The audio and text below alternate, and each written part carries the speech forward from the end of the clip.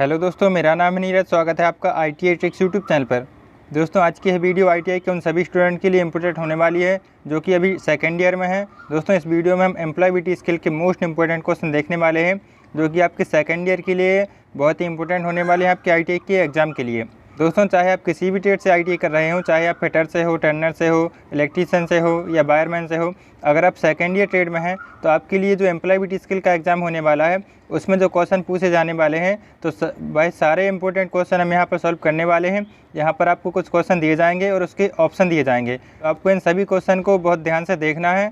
और अगर आपको इनका आंसर आता है तो आप हमारा आंसर जानने से पहले अपना आंसर ज़रूर कमेंट कर देना कि आपको क्या लगता है कि इस क्वेश्चन का आंसर क्या होगा।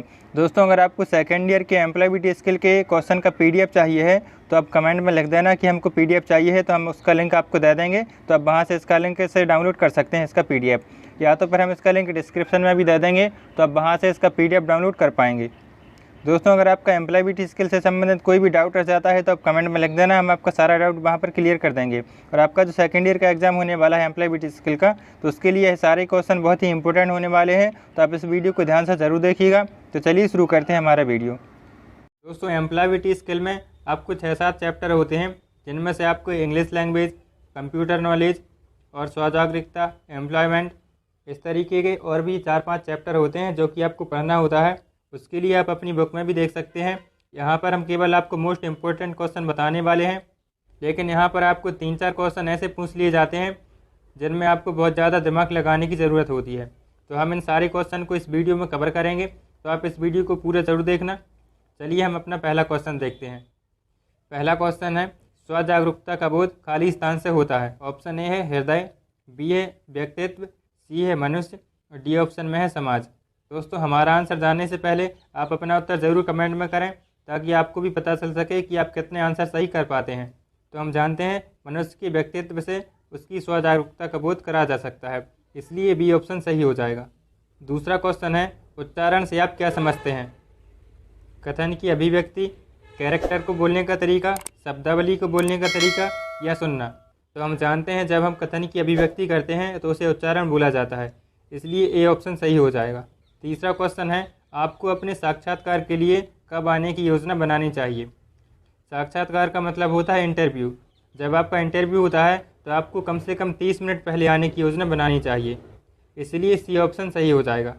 आप देख सकते हैं दोस्तों, इतने ही सरल क्वेश्चन आपको एग्जाम में पूछे जाएंगे, तो आप वीडियो को पूरा ज़रूर देखना। दोस्तों, अगर आपको बहुत सारे क्वेश्चन का आंसर पता है तो आप कमेंट में ज़रूर लिख देना कि आप इनमें से कितने आंसर सही कर पाए हैं। चौथा क्वेश्चन है जो कि आपको इंग्लिश लैंग्वेज से पूछा गया है, सनराइज इन द ईस्ट, इसमें कौन सा टेंस है? दोस्तों, जितने भी टेंस होते हैं वहाँ से एक ना एक क्वेश्चन आ ही जाता है, तो आप टेंस को ज़रूर से ध्यान से पढ़ लीजिएगा। इस क्वेश्चन में आप देख सकते हैं राइज में यहाँ पर ES लिखा है, तो हम जानते हैं सिंपल प्रेजेंट टेंस में S या ES लगा होता है, इसलिए D ऑप्शन सही हो जाएगा। पांचवा जो कि मोस्ट इम्पोर्टेंट क्वेश्चन है, निम्न में से किसे कंप्यूटर का दिमाग कहा जाता है? तो इसका आंसर तो आपको पता ही होना चाहिए कि CPU को कंप्यूटर का दिमाग कहा जाता है। दोस्तों, एम्प्लॉयबिलिटी स्किल के क्वेश्चन में CPU का फुल फॉर्म भी बहुत बार पूछा गया है, जो कि सेंट्रल प्रोसेसिंग यूनिट होता है, तो आप इसे ज़रूर ध्यान से याद कर लेना। CPU का full form central processing unit. Question है, निम्न में से कौन सा नॉन वर्बल संचरण का प्रकार है? यह क्वेश्चन आपको कम्युनिकेशन स्किल से लिया गया है। यहाँ से भी आपको 2-3 क्वेश्चन देखने मिल जाएंगे, तो इसका आंसर हम आपको बताते हैं A ऑप्शन सही है, क्योंकि जो शारीरिक हाव भाव होते हैं, जैसे हम इशारे से कुछ भी बोलते हैं, तो यह नॉन वर्बल संचरण के अंतर्गत आता है, इसलिए A ऑप्शन सही हो जाएगा। सातवां क्वेश्चन है, सभी से प्रार्थना है कि समय पर पहुँचें, इस वाक्य का सही अंग्रेजी अनुवाद क्या होगा? अगर आपको थोड़ी बहुत भी इंग्लिश आती है तो इसका आंसर आप बता सकते हैं। सभी से प्रार्थना है कि समय पर पहुँचें, इसको हम जब इंग्लिश में ट्रांसलेट करेंगे तो इसके लिए D ऑप्शन सही होगा, all are requested to reach in time. आठवां क्वेश्चन देखते हैं, संदेश वह संकेतक है जो खाली स्थान कार्य करता है। दोस्तों, आपको यहाँ पर कुछ क्वेश्चन ऐसे अलग से लग रहे होंगे, क्योंकि अभी तक आपने एम्प्लॉयबिलिटी स्किल की पढ़ाई नहीं की है, तो आप वीडियो को बीच में ना छोड़ें, क्योंकि आगे बहुत ही महत्वपूर्ण क्वेश्चन है। तो इसका आंसर हम देखते हैं, ग्राही के लिए प्रेरक की तरह संदेश कार्य करता है, मतलब A ऑप्शन सही हो जाएगा। 9वां क्वेश्चन है, MS वर्ड में कॉपी कमांड की शॉर्टकट की है। दोस्तों, ITI के एग्जाम में शॉर्टकट की से 1-2 क्वेश्चन ज़रूर पूछे जाते हैं, तो जितने भी शॉर्टकट की आप याद कर सकते हैं ज़रूर कर लेना। इसका आंसर है B, क्योंकि Ctrl+C से हम कॉपी कर सकते हैं। 10वां क्वेश्चन है, निम्नलिखित में से क्या कंप्यूटर का आउटपुट उपकरण है? जितने भी इनपुट और आउटपुट उपकरण हैं आपको याद होने चाहिए, क्योंकि यहाँ से भी एक ना एक क्वेश्चन पूछा जाता है। तो कंप्यूटर का आउटपुट यहाँ पर आप देख सकते हैं प्रिंटर होता है, तो यह आपका आउटपुट उपकरण हो जाएगा। 11वां क्वेश्चन है, बैंकिंग प्रक्रिया में कौन सा दस्तावेज पहचान पत्र के रूप में मान्य नहीं है? यहाँ पर आप ऑप्शन में क्लियर देख सकते हैं पासपोर्ट फ़ोटो, यह आपको पहचान पत्र के रूप में मान्य नहीं होगी, जबकि आधार कार्ड, ड्राइविंग लाइसेंस और वोटर आईडी यह सब आपके पहचान पत्र के रूप में मान्य हो जाएंगे। 12वां क्वेश्चन है, एक कंप्यूटर नेटवर्क जो राष्ट्रीय व अंतर्राष्ट्रीय सीमा में फैला होता है क्या कहलाता है? यहाँ पर आपको लैन और वैन यहाँ से एक क्वेश्चन पूछा गया है, तो इनका फुल फॉर्म भी आपको याद होना चाहिए। लैन का फुल फॉर्म होता है लोकल एरिया नेटवर्क और WAN का फुल फॉर्म होता है वाइड एरिया नेटवर्क। तो 12वें क्वेश्चन का आंसर है बी, वाइड एरिया नेटवर्क। 13वां क्वेश्चन है जो कि आपको पर्यावरण से संबंधित पूछा गया है, निम्नलिखित में से क्या ऊर्जा का नवीनीकरण स्रोत है? डी ऑप्शन में लिखा हुआ है पवन ऊर्जा, यह आपका नवीनीकरण स्रोत है। 14वां क्वेश्चन है, निम्न में से कौन सा गुड बाय कहने से संबंधित है? जब भी हम किसी से सी यू सून बोलते हैं तो उसके साथ में गुड बाय भी बोल सकते हैं, लेकिन हम गुड मॉर्निंग के साथ या वेरी गुड या हाउ आर यू के साथ में गुड बाय कभी भी नहीं बोलते हैं, तो इसलिए बी ऑप्शन सही हो जाएगा। 15वां क्वेश्चन है, बोलने में क्या चीज़ बाधक है? दोस्तों यह क्वेश्चन बहुत बार पूछा गया है, तो इसको तो आप ज़रूर याद कर लेना। बोलने में क्या चीज़ बाधक है? तो घबराहट इसका आंसर हो जाएगा, मतलब सी ऑप्शन। 16वां क्वेश्चन है, इनमें से उद्यमी का कार्य क्या है?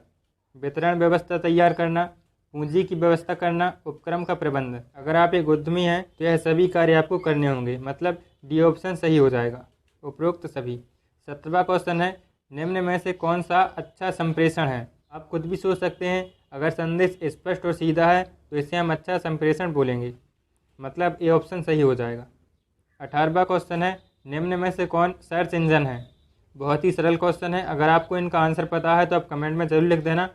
तो गूगल आपका सर्च इंजन होता है, मतलब डी ऑप्शन सही हो जाएगा। 19वां क्वेश्चन है, ग्रीन हाउस प्रभाव के लिए कौन सा गैस उत्तरदायी होता है? बी ऑप्शन में देख सकते हैं ग्रीन हाउस प्रभाव के लिए कार्बन डाइऑक्साइड उत्तरदायी होता है। यहाँ पर कभी कभी आपको ऑप्शन में CO2 भी लिखा मिल जाएगा, तो इसे भी आप याद कर लेना कि CO2 को ही कार्बन डाइऑक्साइड बोला जाता है। 20वां क्वेश्चन है, साक्षात्कार शिष्टाचार के अंतर्गत निम्नलिखित में से क्या डू की श्रेणी में आता है? मतलब जब आप इंटरव्यू के लिए जाते हैं तो आपको क्या करना है वहाँ पर?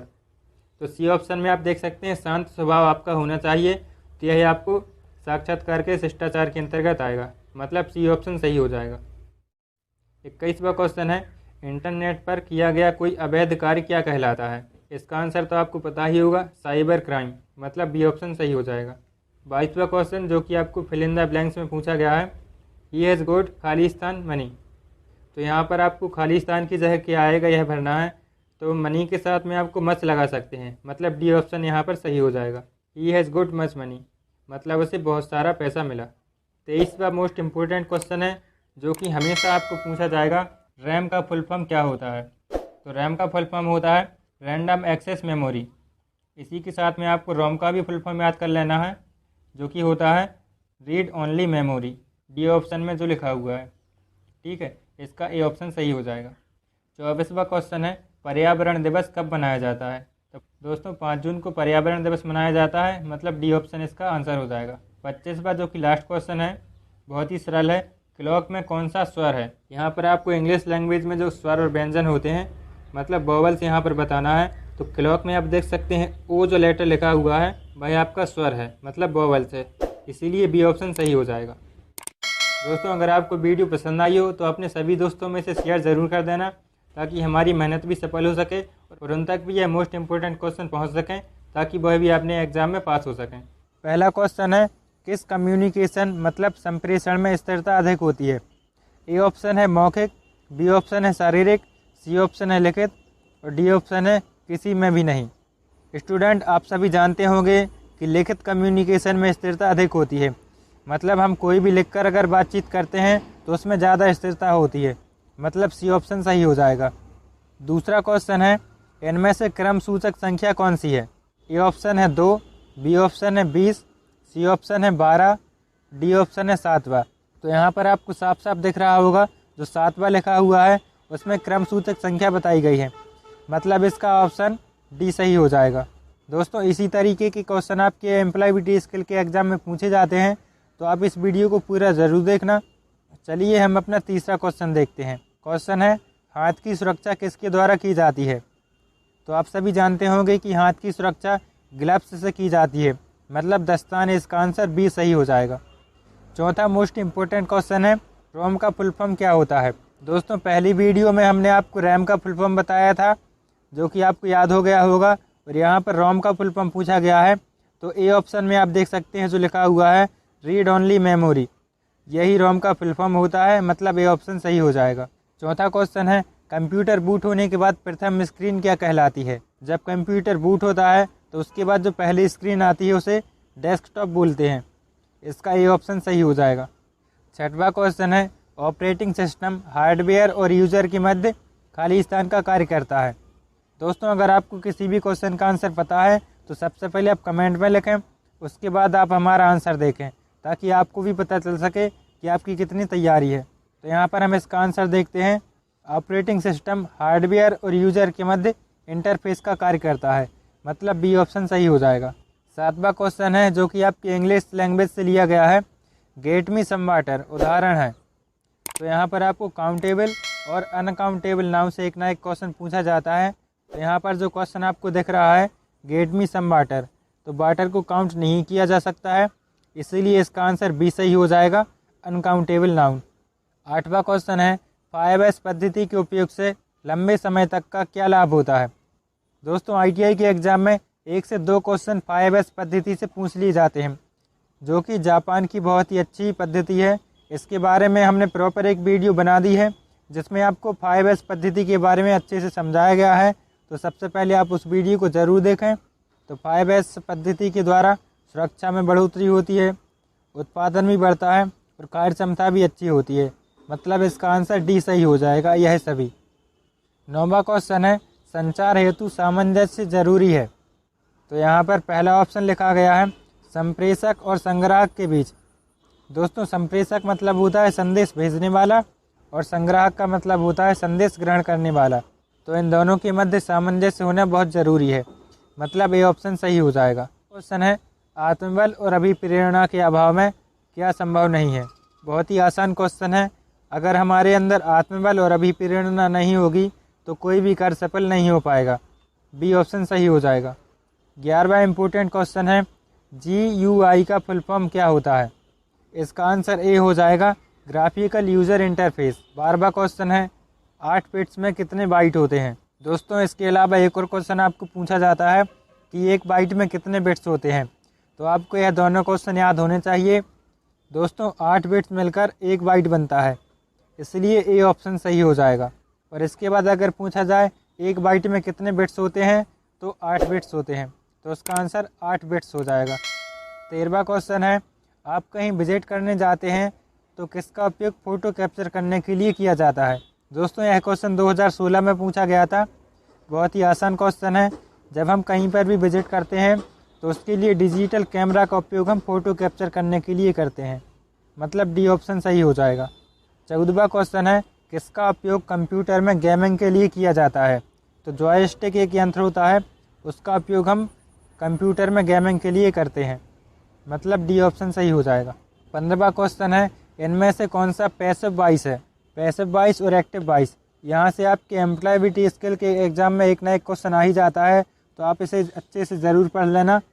तो यहाँ पर हमसे पैसिव वॉइस पूछा गया है, तो जिस भी सेंटेंस में लास्ट में बाय लगा होता है तो वह पैसिव वॉइस होता है। तो यहाँ पर आप देख सकते हैं डी ऑप्शन में लिखा हुआ है her birthday was celebrated by us, मतलब इसका आंसर डी सही हो जाएगा। 16वां क्वेश्चन है, सफलता प्राप्त करने के लिए क्या ज़रूरी है? तो सफलता प्राप्त करने के लिए संचार कौशल का विकास ज़रूरी है, मतलब डी ऑप्शन सही हो जाएगा। 17वां क्वेश्चन है, इनमें से कौन सा वाक्य सही है? तो आपको यह सेंटेंस पढ़ने होंगे और यहाँ पर जो भी आपको वाक्य सही लगेगा वह आपको टिक करना होगा। तो यहाँ पर पहला ऑप्शन आप देख सकते हैं, if Mohan work hard he would success, मतलब ये ऑप्शन ही यहाँ पर सही लग रहा है, तो इसका आंसर ये सही हो जाएगा। 18वां क्वेश्चन है, कंप्यूटर सिस्टम में शामिल है, हार्डवेयर और सॉफ्टवेयर से मिलकर कंप्यूटर बनता है, तो इसीलिए डी ऑप्शन सही हो जाएगा, कंप्यूटर सिस्टम में हार्डवेयर और सॉफ्टवेयर शामिल है।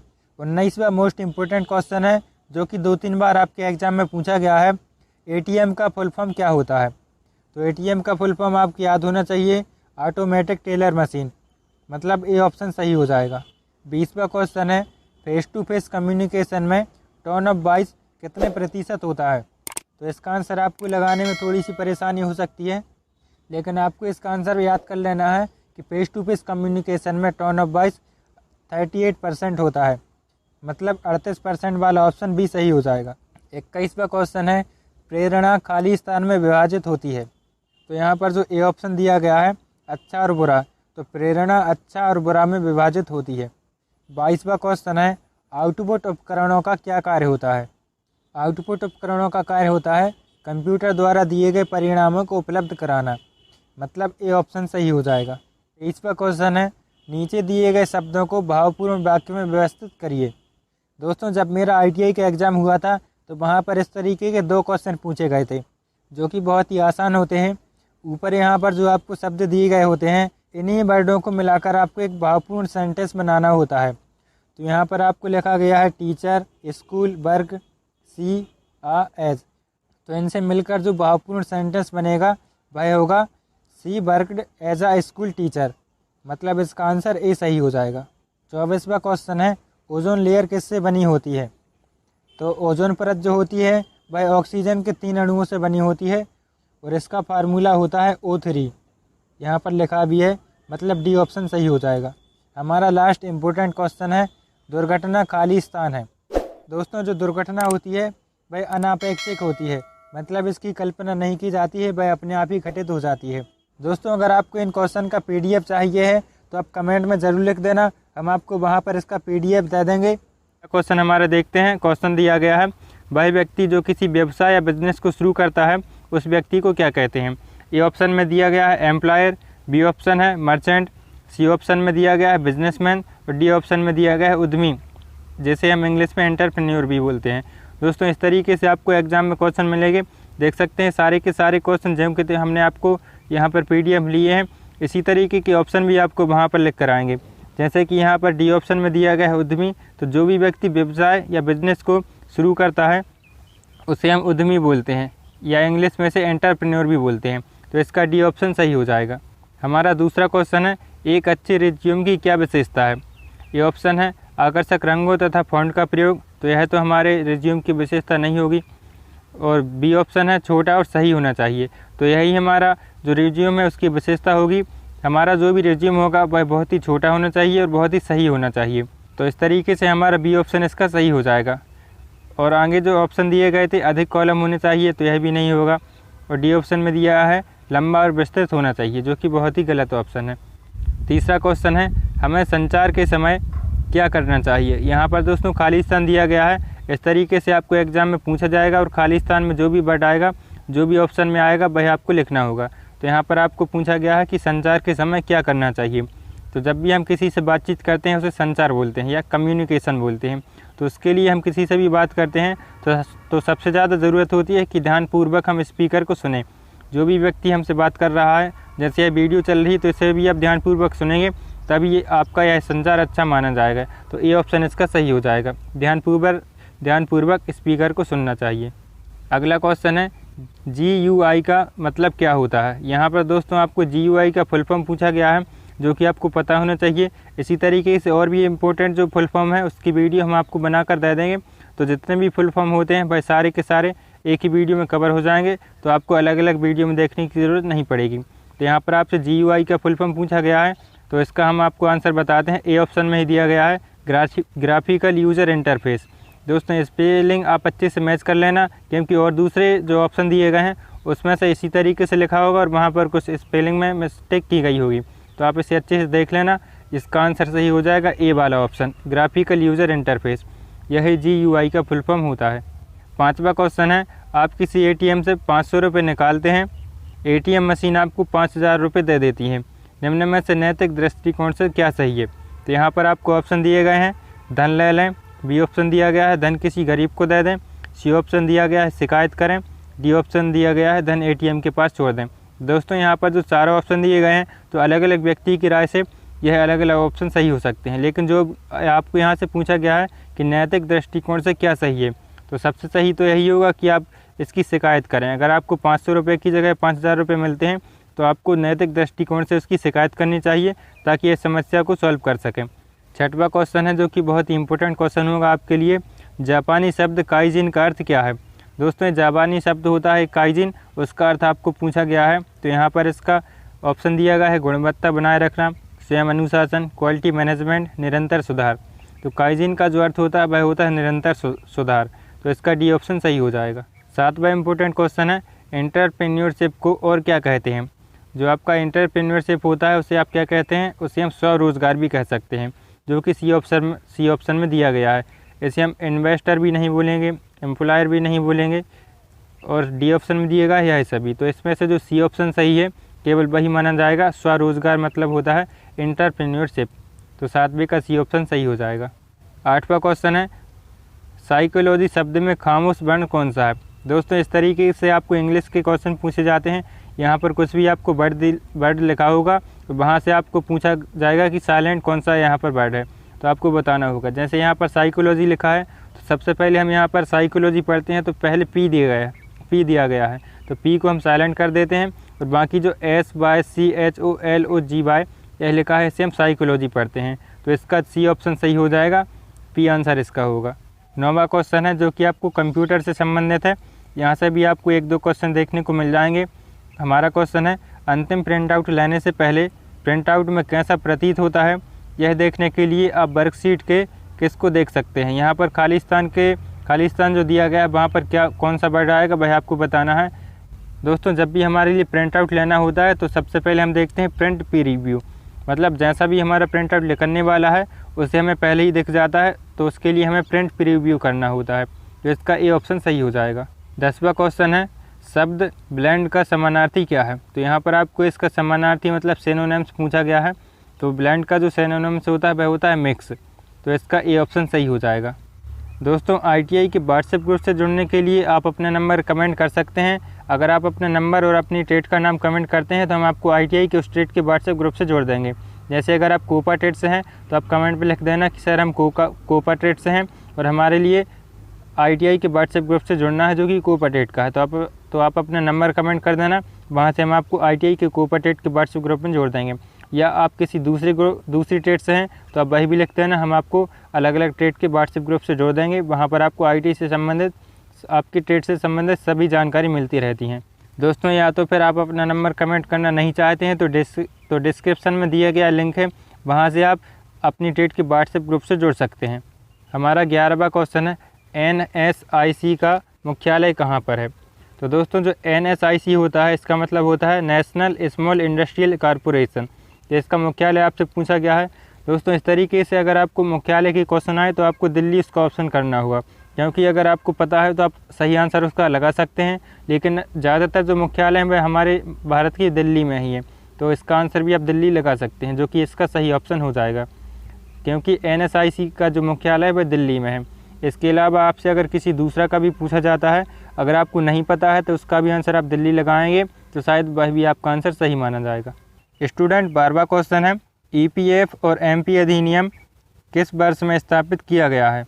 तो यहाँ पर आपको EPF और MP अधिनियम के बारे में बताना है कि यह किस वर्ष स्थापित किया गया था। तो EPF का फुल फॉर्म होता है एम्प्लॉय प्रोविडेंट फंड, और जो MP होता है उसका फुल फॉर्म होता है मिसलेनियस प्रोविडेंट फंड।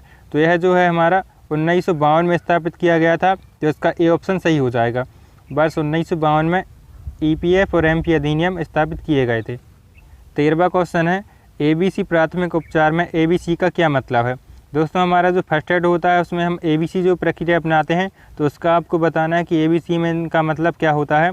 तो A का मतलब होता है एयरवे, B का मतलब होता है ब्रीथिंग और C का मतलब होता है सर्कुलेशन। तो यहाँ पर आपको ए ऑप्शन में ही दिया गया है एयरवे, ब्रीथिंग और सर्कुलेशन। तो 13वां जो क्वेश्चन है इसका ए ऑप्शन सही हो जाएगा। यह आपको अच्छे से देख लेना, इसी तरीके के आपको फर्स्ट एड से संबंधित और भी क्वेश्चन आपको मिल जाएंगे। 14वां क्वेश्चन है जो कि आपके लिए बहुत ही इंपॉर्टेंट होगा, आपको यह ज़रूर से पता होना चाहिए। अप्रेंटिसशिप एक्ट भारत सरकार द्वारा कब लागू किया गया था। दोस्तों ITI के बाद आप अप्रेंटिसशिप करते हैं जो कि 1 साल का कोर्स होता है, वहाँ पर आपको कुछ सैलरी भी दी जाती है।